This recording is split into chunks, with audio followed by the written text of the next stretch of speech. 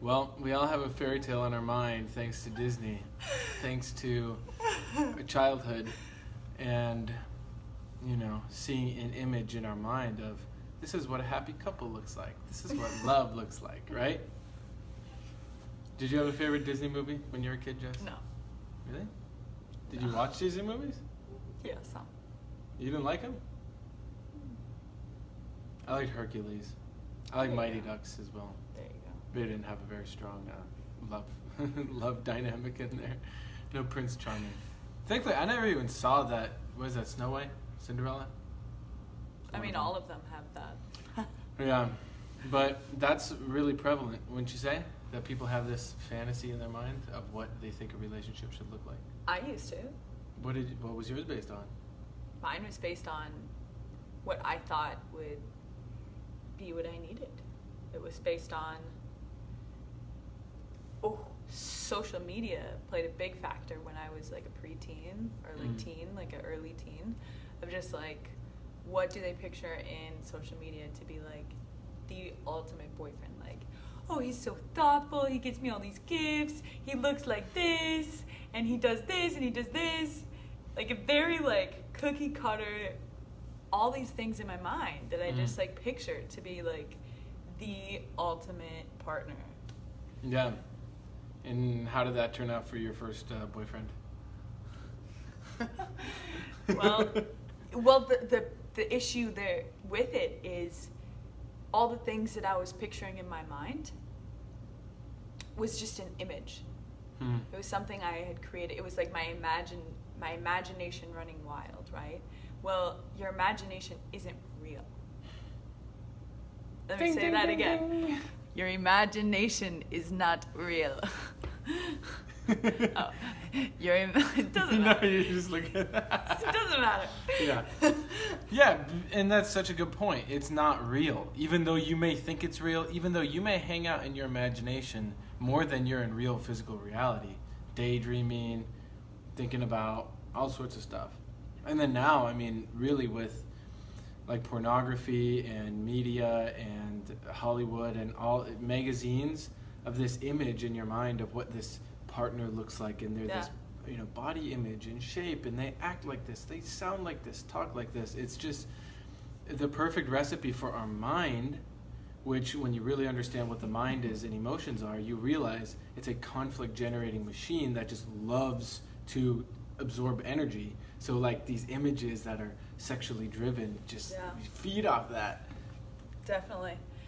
And it's like also within, once you are in a partnership, having those imagined expectations of like what they should be or how they should act, and that's the same thing. It's literally the same thing. Is completely fake. Like that's not reality. And to project that on somebody is to say that they will never live up to your expectations because they cannot be your imagination. Yeah. Imagination doesn't have the bounds of space and time. Think about that. Real physical reality has space and time. So let's say in your mind you're like, oh well, my partner's like super person and they can, clean the house while also like making me food and also ask me questions about how my day was, like all this stuff. And you're forgetting that real space-time reality takes time to do things, and we're human, and so there's like this whole delay factor. And it's just so much easier to go into, oh well, it looked like this in that MTV show I watched, or whatever people are watching nowadays. Celebrities portray themselves like this. What do you mean? They portray themselves to be perfect, basically? Yeah, like when you're looking at someone's Instagram, say they're an influencer or a famous person or something, like nowadays it's becoming kind of a trend to put things on there that don't show imperfection, but a majority of the content out there is them showing the perfect moments of this trip, the perfect moments of this date, the perfect moments of my day, the perfect moments of my food, the perfect moments of my workout, like. Yeah, so it gives you such a skewed perspective of what is reality. And that goes back to the main point of our video, is that you are going to live in a constant state of depression and feeling let down and disappointed if you don't check yourself before you actually change your starting point in looking at your relationship. And this could be with a significant other, just friendships in general, maybe someone you're dating, or your friendship with yourself. Ooh, oh wow, that's a great one, because like your body image, women especially. I mean, like, I don't want to project that. It could be both men and women equally experience this. But body image is something that you have imagined in your head and set an expectation for yourself to look like. You will never look like the image in your mind because that is not real. Okay? And people have allowed that body image to be cross-wired with food.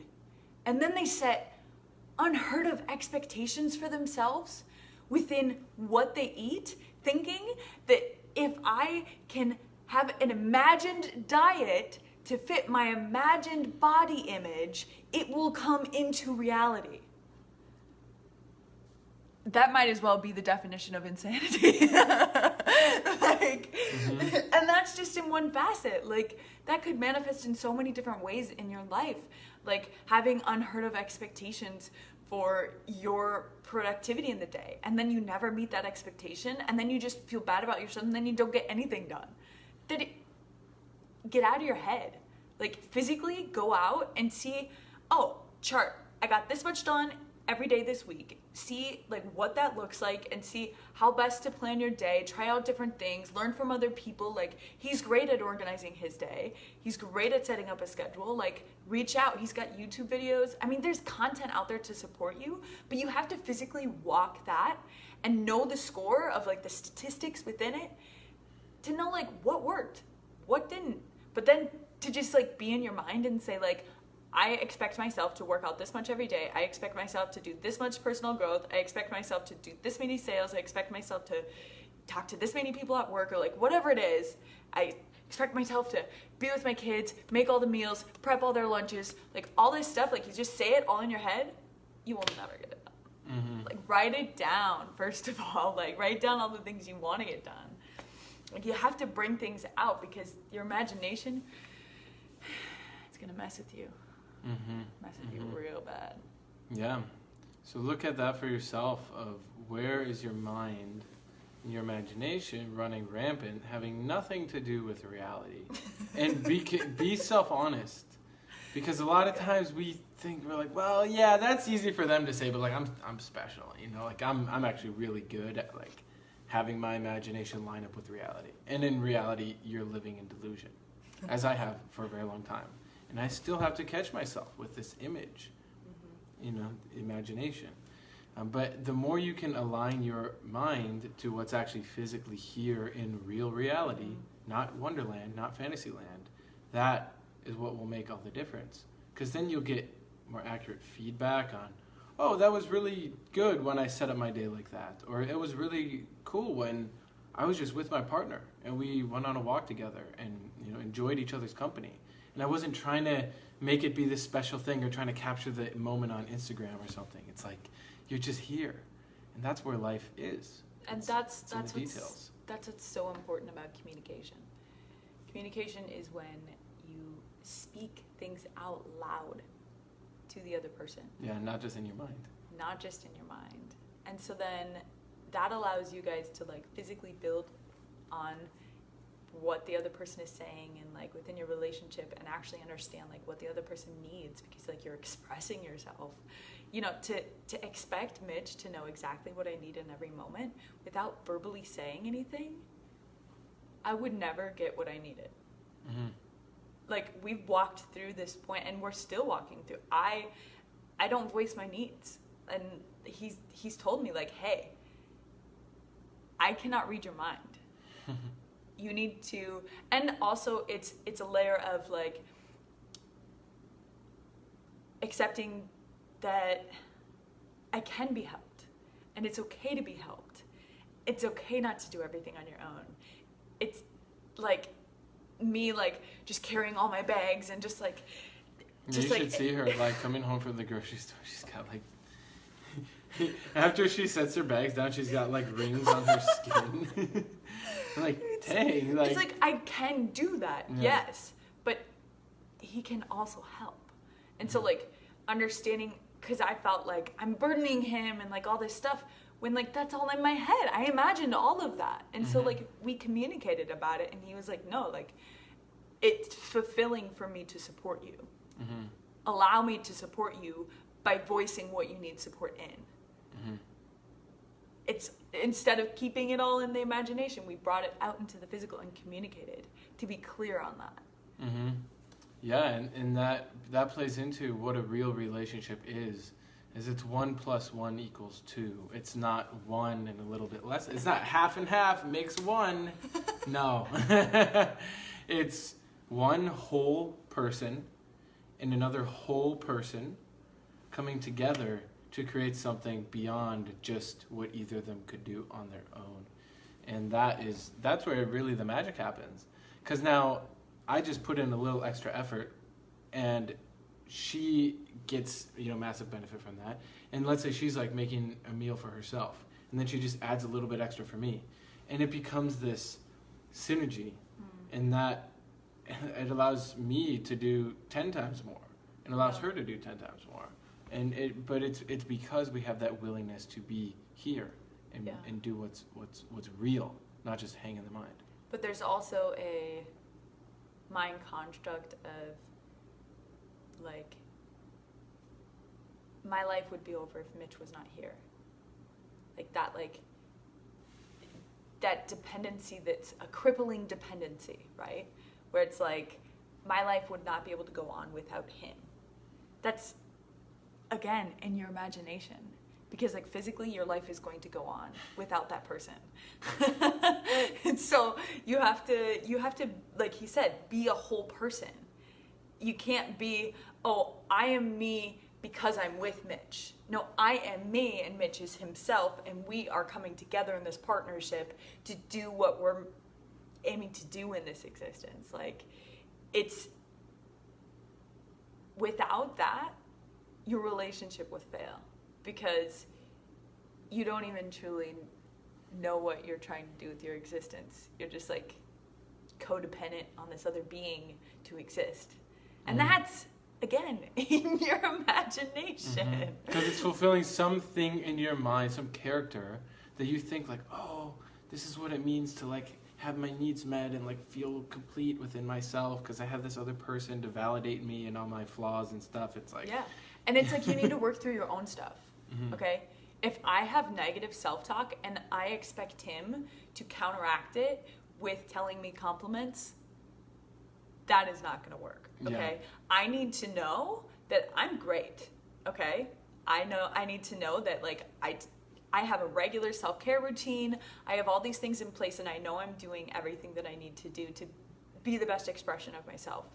And then when he comes along and there's something that he does genuinely enjoy and he voices it about what I'm wearing or what I said or what I cooked or whatever, it's not that I needed that. That's just that 1 + 1 factor then of like we're creating this thing and coexisting in that sense and not codependent. I wasn't dependent on that, him saying those things, but we are still voicing our appreciation for the other person existing as a whole person. And then it feels so good to give compliments because I know she's not like a addict, like feed me, yeah. It's more like I know she's actually gonna resonate with the comment and be like, cool, and then she'll take it even further, and then vice versa, and it's like, like this is friggin' awesome. Like I wish this was status quo. I wish this was the norm in relationships, but it's not. That's why I make these videos, because 99% of you are hanging out in your fantasy land, not even aware that you're doing it. And so, let's breathe. Let's get back here to the real world, and then let's build from there. And so, whether or not you're already in a relationship or not, it doesn't matter. But start to look at what is this image in your mind of this perfect partner, this perfect other half that can read your mind and is a superhero and all this random stuff. Look at it, start writing it out. like my ideal partner. We actually both did this before we got in a relationship. Yeah, we did. Under the guidance of a few of our friends. And You just write out everything that's this perfect partner. I did a bubble chart. So I did my ideal man. And then I wrote something and I circled it. Wrote something and I had like this just like anema of Amoeba? it looked like Amoeba? Amoeba. Yeah. Amoeba. Did it? I thought it. No, you said amoeba. Okay. Or, you said the right one. My perfect partner has ultimate spelling and will never make an error. I'm just kidding. Well, that wouldn't be me. No, He supports me with my spelling every day. And let's say for some random reason you got irritated if your partner like spelled something wrong or spoke incorrectly, right? Let's say that this was like, my perfect partner is really brilliant. Okay? Well, one, that is coming from somewhere in your childhood where you had some sort of memory of seeing people who are smart as being greater than and people who are not intelligent in that way as being less than. And that's your ego messing with you and sabotaging you. So that... Did your AirPod just die? Yours did. Oh, it's a one. Sounds like things are underwater. Well, I hope you can hear me. Oh, good thing it's right here. No, just keep it. Just keep it. So you have some... Now it was mine too. Oh, all right, let me just do this, and then we'll drop the knowledge. Then we'll drop the knowledge. All right, there we go. Okay, so back to this point of, let's say for me, this perfect partner is perceived to be intelligent, right? Because you want a smart partner. But where that's coming from, the real starting point of that, was some memory back in childhood where I made a decision and I judged that smart people who can spell, like maybe some girl won the spelling bee and you looked up to them because they were smarter than you or something. And so you place value on that. But you didn't actually use common sense and look at, hey, if my partner can spell and, is above average intelligence, like that's beneficial because then we can support each other more and have, an intelligent family and all that. Like there's a common sense reason for that. And then there's a BS emotional ego-driven reason. And unless you've looked at it... Reason from the imagination. Yeah, unless you've actually investigated this and taken responsibility for it and really looked at how did you develop your mind, you're operating from that ego and that energy. It's okay. We have tools for that. But this is what it looks like because it's not okay. Well, but we have tools for that. Yeah. Now that you're aware that there's tools and that's what's going on, now it's your responsibility to do something about it. And you can reach out about that. And we have the Self-Perfected group to expose those tools. So that little point of, oh, I want a girl who can spell and be smart, be perceived to be smart. That's one of these 1,000 little points you have within you, like a whole network of points. And you think that that's this perfect image of this girl or woman or whoever you want to be with. And that right there is what is holding you back hardcore. Because every time you see this partner, you'll be holding them to some impossible standard in your mind that actually has nothing to do with reality. It just has to do with when you were young, how you made judgments and assessments that were not based on common sense rationality. So back to the exercise. Grab a piece of paper, notebook paper. It doesn't matter. It doesn't have to be fancy. Grab a pen, pencil, whatever. And just write my perfect partner, my ideal partner, and just do the bubble map like Jess was saying. Put words, phrases. She's shorter than me. She's super sexy. She's got... Speaks multiple languages. Yeah, loves to travel. Loves to cook. Yeah. She's a masseuse. Yeah. She's got bangs and... Exactly this length. I don't know. Whatever you're into. She's got a jawline. Yeah, women with jawline. I don't know if that's a thing, but... She doesn't have chubby cheeks. Yeah. And so you're going to write that on a piece of paper. And then... well, let's see where we can take this. I mean, this might be a lot, but... Okay, that whole image has been programmed into you by the media. By Hollywood, by magazines, by your parents, by their relationship or lack of a relationship. After you do that, though, there's questions that you need to do within each point. One, if this person had everything except this, so do it with every single point you put around. If this person had everything except this, would I still want to be with them? And then if this person had nothing except this, would I still want to be with him? The difference there is they would only have that thing, or they would have everything else except that thing. And so go with and around on every single one and just see like how important those things really are. Like, do they really matter? Like, really be self-honest with that, and you'll discover like, oh wow, like, and don't be hard on yourself, because like we all have participated in imagination. It's what was taught to us when we were very young, and it's become a norm. It's become defended. And so do the exercise, see what comes up, see what's actually important, like with your self-honesty. And then also think about this too, guys, men, women, everyone in between. If you have like sexual fantasies and you get lost in your imagination and whatever else you do with this image in your mind, every time you go into that, you're charging up that image. And so it becomes more powerful. And then all the consequences that come with that. And so, yeah, do like Jess is saying, so look at each of those points, which was what exactly it's. So let's say it's she's smart, right? You'd ask first, if she had everything except this. Except being smart. So she's all the other things, but she's not smart. Would I still want to be with her? And if she had nothing except she was being smart, smart, would I still want to be? Would I still want to be with her? And that'll start opening up for you. Well, okay, what really matters to me? And then the more advanced stuff is you're going to start to realize, okay, I can actually work through this stuff and decondition the things that don't matter. So there's a few things that matter. One, are they not abusive to you? Because if they're abusive to you, you shouldn't be with them.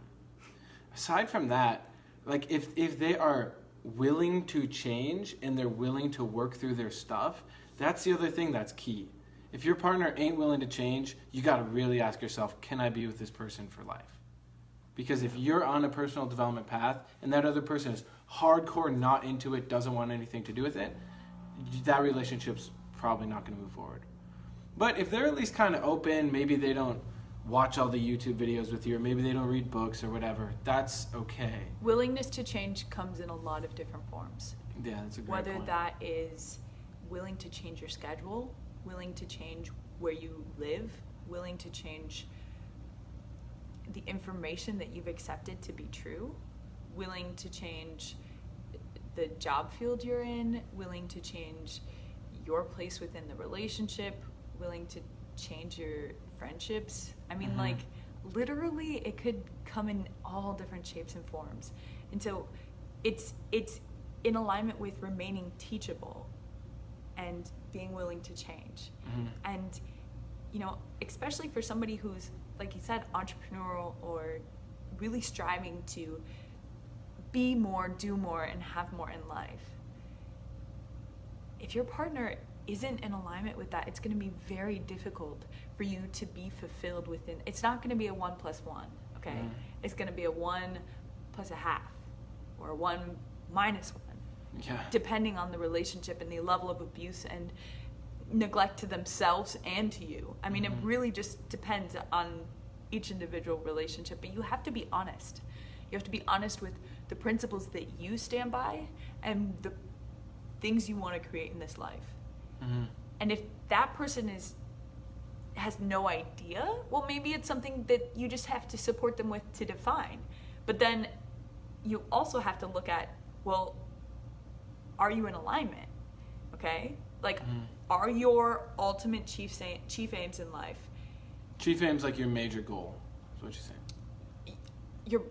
Your purpose, your drive for existence. If I accomplish this, then I could die. Whatever. Okay? Like, are they going to clash with each other? Like, they don't necessarily need to be like the exact same thing. I mean, it's great having something where like you guys are very much so in alignment, but if they're contradicting each other, like, that's a big point. That's like your entire being. Okay, you need to really look at that, because that's a core fundamental part of you and a core fundamental part of them. That's not what they like to eat and if they speak multiple languages and if they have a jawline. Okay, that's like, no, I want to change the world. And the other one's like, no, I just want to live live in a cabin in the woods. Exactly. Like that ain't gonna. There's no blending of those two.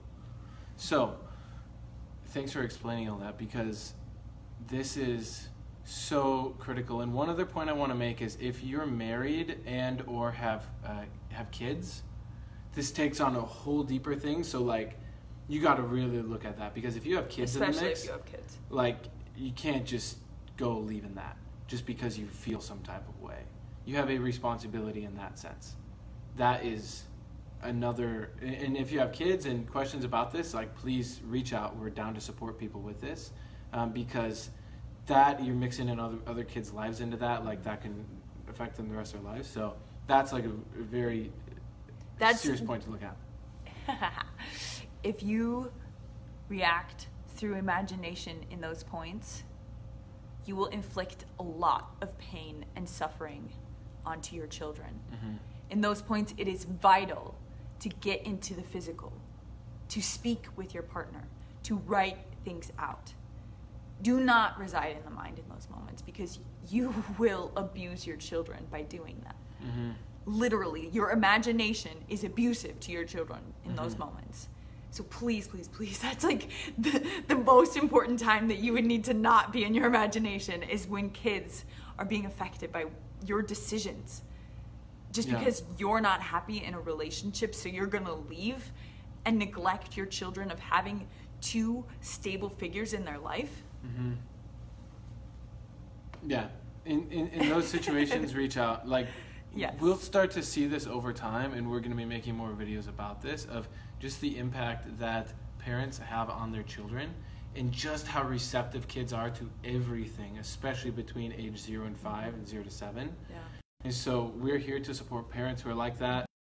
You know, no matter how difficult it is, like, we are down to help, because we've seen couples walk through this before with kids having got divorced, actually now fallen more in love, supporting their kids. Like, we have a lot of success stories, and we're down to share that and point you in the right direction, because this stuff really matters. Yeah, absolutely.